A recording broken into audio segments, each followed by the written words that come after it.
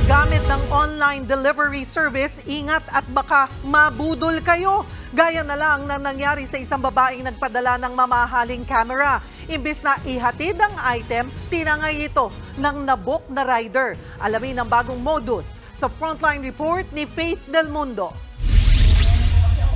Problemado ang 25 anyos na babaeng ito matapos siyang mabudol ng rider ng isang delivery service sa Makati. Nakunan pa sa CCTV nang iabot niya sa rider ang nirentahang kamera para ipadala na sana pabalik sa may-ari. Kampante pa siya dahil sa mismong mobile app siya nag-book. Pero hindi na dumating ang kamera sa may-ari dahil tinangay na ito ng rider. Nung tinry po namin kontakin yung rider that night, unreachable po yung number. Nagpanic na po ako na hindi ko na alam kung ano yung gagawin ko. Napilitan ng biktima na magbayad ng higit 20,000 piso sa may-ari ng kamera. Malaking dagok yan para sa biktima dahil gagamitin niya sanang perang yan para magtayo ng negosyo. Ayon sa PNP Anti-Cybercrime Group, bagong modus ng pambubudol ang nakadali sa biktima. Bumibili ang mga kawatan ng mga account na rehistrado na sa mga courier service para magamit sa krimen.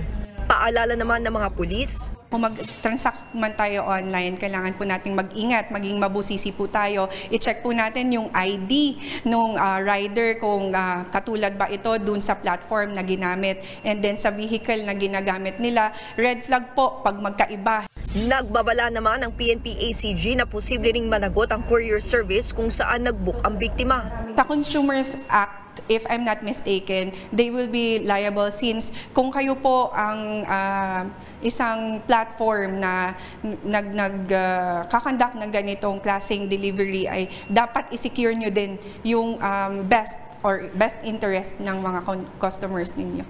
Pinuntahan ng News 5 ang opisina ng courier service pero tumanggi muna silang magbigay ng pahayag sa insidente.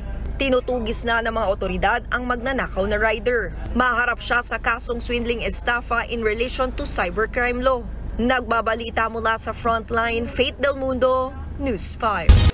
Mga kapatid, Cheryl Cosim po, huwag maging huli at maging una sa lahat sa balitaan. Para sa tuloy-tuloy na talakayan sa Frontline, mag-follow at mag-subscribe sa social media pages ng News 5.